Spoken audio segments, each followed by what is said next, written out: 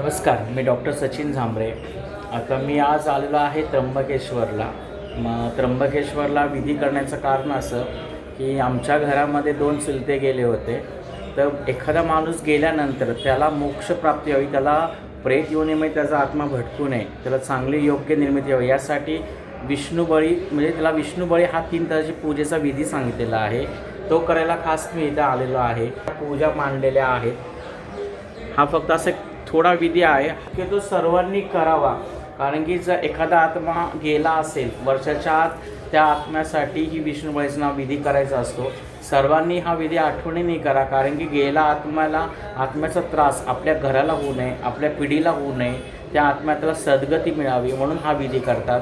तर सर्वांनी एखादा व्यक्ती गेल्यानंतर अवश्य विष्णुबळी हा विधी करा. आपल्या ईश्वरचे गुरुजी आहेत दीक्षित गुरुजी म्हणून, त्यांच्यामार्फत आपण हा विधी करत आहे. तर सर्वांनी की एखादा नंतर तुम्ही 40 दिवसानंतर हा विष्णुबळी विधी अवश्य करा, म्हणजे त्या आत्म्याला मुक्ती भेटेल. धन्यवाद आणि सद्गती मिळेल. धन्यवाद.